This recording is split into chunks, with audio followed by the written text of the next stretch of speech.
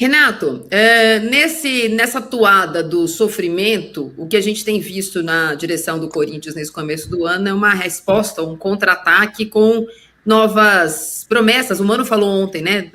Talvez o ano tenha começado com muitos sonhos, ou sonhos muito altos.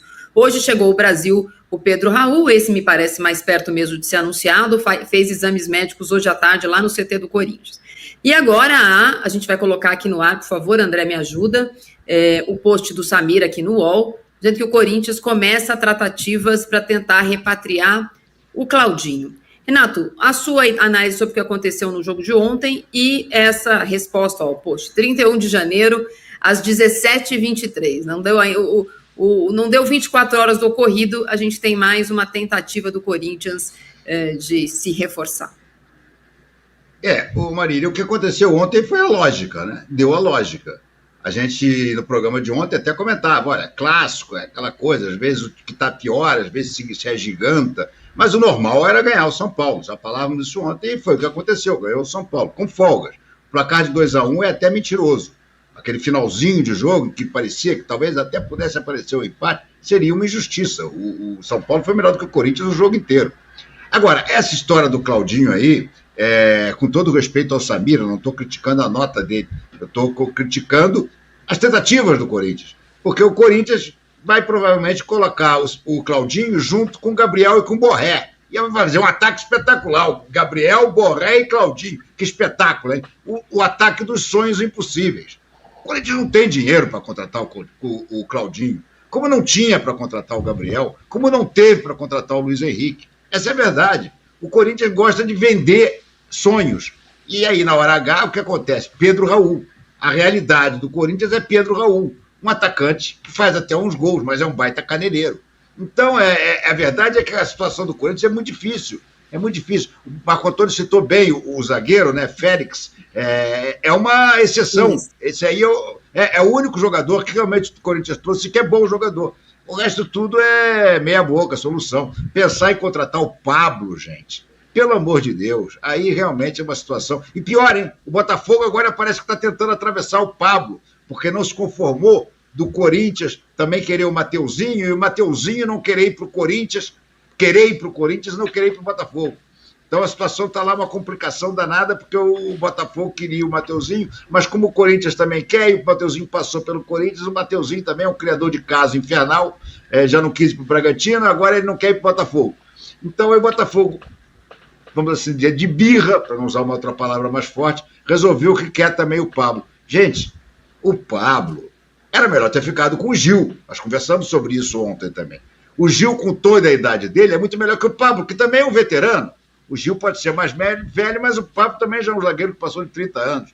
Então, olha, eu prevejo um ano muito difícil para o Corinthians, muito difícil.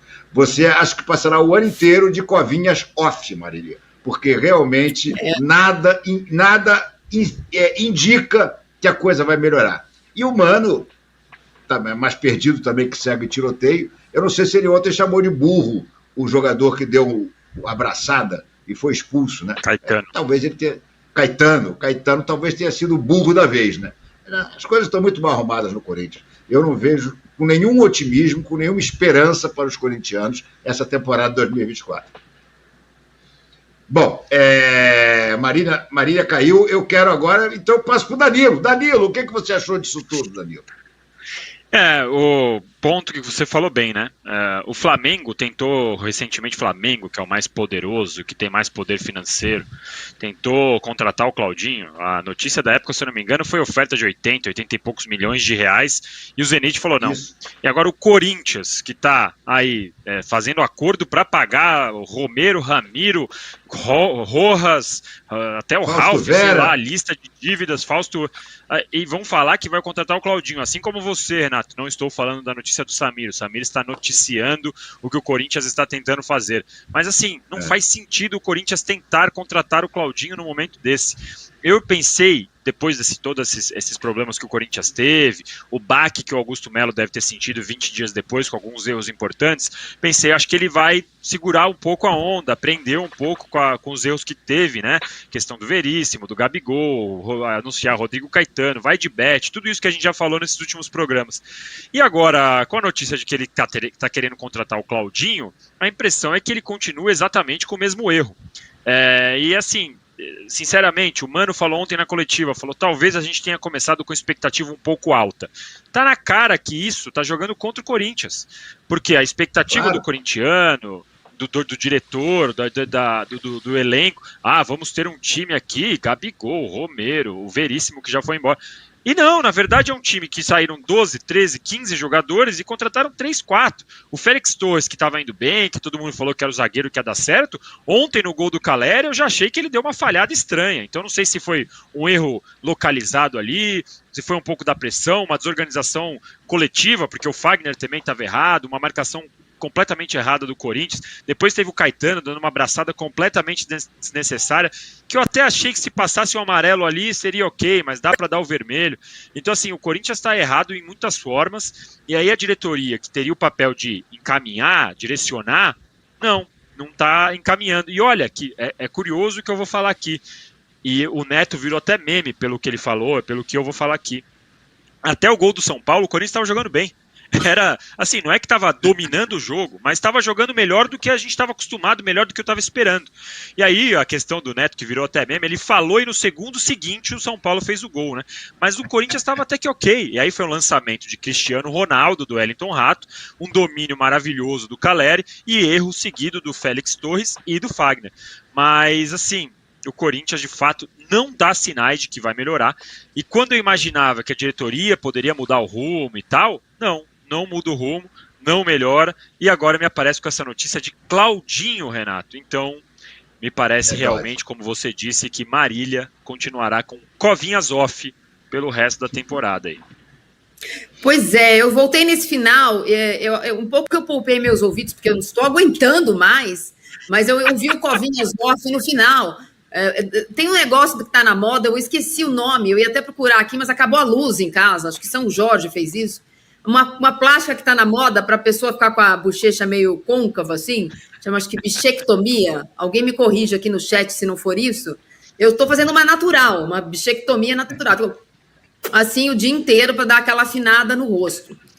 Eu vi que vocês fizeram, obrigada por me ajudar aí, uma transição entre o que o Corinthians apresentou, e eu queria responder aos São Paulinos que estão aqui no chat, votando na enquete, dizendo que São Paulo é o time do momento para 42% das pessoas, e não é o Palmeiras ainda o favorito no domingo, que a gente vai falar muito do que fez o Carpini ontem e o que foi o jogo do São Paulo. Mas, Bodão, o Mano, e olha, é difícil concordar com o Mano, mas só que as verdades que ele falou ontem na coletiva, e é difícil concordar, mas muitas das coisas que ele falou na coletiva dele, eu concordo, elas não cabiam ontem. Falar que o time teve uma postura melhor é verdade. O Corinthians jogou melhor com 10 contra um São Paulo mais organizado do que com 11 contra o São Bernardo. Então, eu entendo que ele fez um trabalho interessante, uma preparação interessante para o Clássico. O Corinthians entrou em campo porque era o Clássico, porque era na sua casa, porque tinha uma pressão predisposto a fazer um jogo diferente. Eu estou longe de ser advogada do Fausto Vera e do Rojas, mas gostei da ideia inicial dele de dobrar o Fausto Vera com o Fagner na direita. Sem ter substituto para o Fagner no segundo tempo, ele precisava dessa duplinha daquele lado para tentar anular o Lucas. E acho que foi uma decisão interessante. Foi do outro lado, né? Foi o Wellington Rato que faz a jogada do primeiro gol. Dá para ver alguma coisa no Corinthians de ontem, como disse o Mano, se o time tiver essa postura, e vou repetir, não faz nenhum sentido essa frase ontem, porque o torcedor ontem estava dolorido, tem alguma coisa no Corinthians de ontem que possa ser usado como semente para o resto do ano, com reforço ou sem reforço? Olha, sem reforço não dá. Eu acho que teve de bom. Eu achei até que o Corinthians fez um primeiro tempo razoável. Perto do que jogou nos 2 primeiros jogos. Foi o primeiro, pelo menos o time era mais organizado. O Mano conseguiu uma organização. O Mano conhece futebol, é um treinador experiente. De vez em quando ele é um pouco... fala o que não tem que falar, falou bobagem de chamar o jogador de burro, coisa que se não faz em ambiente nenhum. quando você chefia alguma coisa, chamar alguém de burro, pega mal para todo mundo, coisa horrível. Ele fica um pouco prepotente, sabe? E ele pessoalmente não é nada disso. Pessoalmente é uma pessoa agradável, inteligente, bem-humorado, conhece muito futebol. Ele organizou o time hoje. Mas não adianta organizar com Rojas, com aqueles caras ali. Não dá mais. Não tem valores individuais. Tem muito pouco ali para tirar. Sabe? Precisa de jogador, precisa de talento. O Fagner mesmo, é um jogador experiente, tal, jogou mal. Para mim, a falha maior foi do Fagner no gol de São Paulo. O Félix sai atrás para alcançar o centroavante de São Paulo, o Caleri, que fez um belo gol. O Cássio também falha, é lento e vai pelo lado errado. Então, que culpa tem o treinador num lance desse? Sabe? O problema são valores individuais, é time, é elenco. Sem isso, ninguém faz nada, nenhum treinador. Passou um monte aí no ano passado, ano retrasado, e o que se viu é o Corinthians mal. O Corinthians mal, não brigando lá em cima, por falta de talento no time. Claudinho seria um armador talentoso, que é o que o Corinthians precisa, pouca gente tem, mas deve ser outro papo furado. Eu vou provocar um pouco o Danilo, porque eu noto uma diferença de comportamento dependendo do horário em que o Danilo trabalha. Vai ver que ele é uma pessoa matutina, a gente não sabe, Renato. Tem gente que funciona melhor de manhã, tem, né? Pessoas que são mais noturnas, pessoas que são mais vespertinas. Tenho notado uma certa diferença de comportamento, mas por enquanto não mandei e-mails para o RH.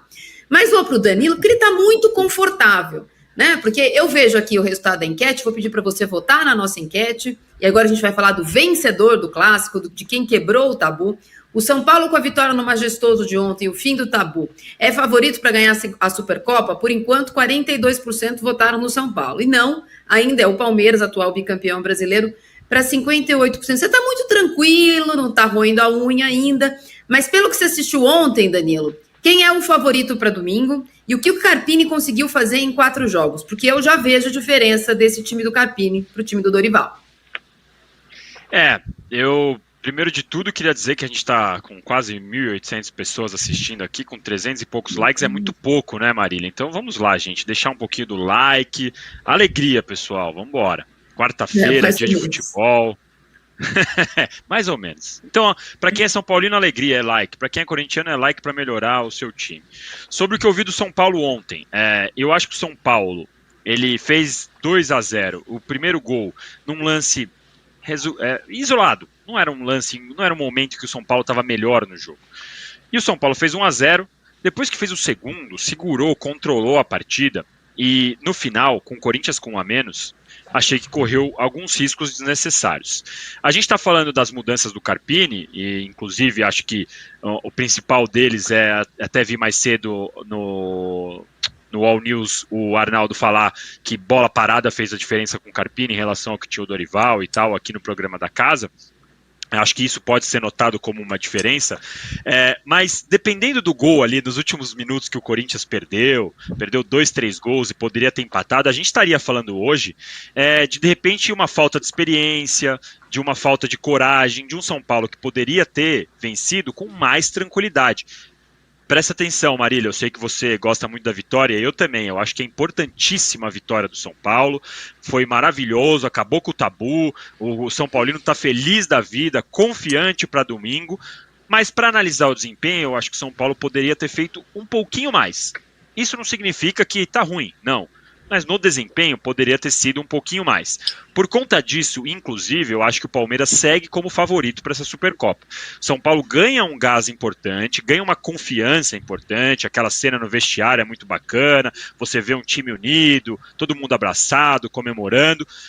O Carpini ganha um respaldo importante também, ele fala lá, não caí de paraquedas aqui, não estou aqui por acaso, é legal. Mas o grande teste mesmo é contra o Palmeiras. E por que eu acho que o Palmeiras ainda é favorito? Porque, é óbvio, é um time que tem o mesmo treinador, a mesma comissão técnica por mais de 3 anos, é um time que é bicampeão brasileiro, é um time que ganhou do Flamengo no início do ano passado esta mesma competição, então é um time que está talhado, está competindo em todos os lugares que entra sempre. É verdade que o São Paulo é um dos times que mais causa dificuldade ao Palmeiras e ao Abel Ferreira. Era com o Crespo, era com o Rogério Ceni, com o Dorival e agora pode ser com o Carpini. A gente também pode lembrar que o último jogo entre eles foi 5-0 para o Palmeiras. Mas era uma circunstância diferente. O mata-mata da Copa do Brasil, o São Paulo jogou melhor, tanto no Morumbi quanto no Allianz Parque, e eliminou o Palmeiras. Então é um jogo interessante, eu vejo o Palmeiras favorito, mas nem tanto. No favoritômetro, que é o da moda, eu diria 55-45, Marília. Muito bem, eu vou fazer um compilado aqui do nosso chat. Eu caí, né? Todo mundo percebeu, acabou a minha luz e voltei. Então, ainda no tema Corinthians, que a gente estava no começo do programa, o Vitor De Pieri diz que o Zenit vai pegar o time inteiro da Copinha para dar o Claudinho para o Corinthians, lembrando as negociações com o Zenit na outra gestão ainda, o Duílio. O Anderson Barbosa fala que em 4 anos o Duílio não... Foram 3 anos, né? Em 3 anos o Duílio não passou as vergonhas que o Augusto Melo passou em um mês.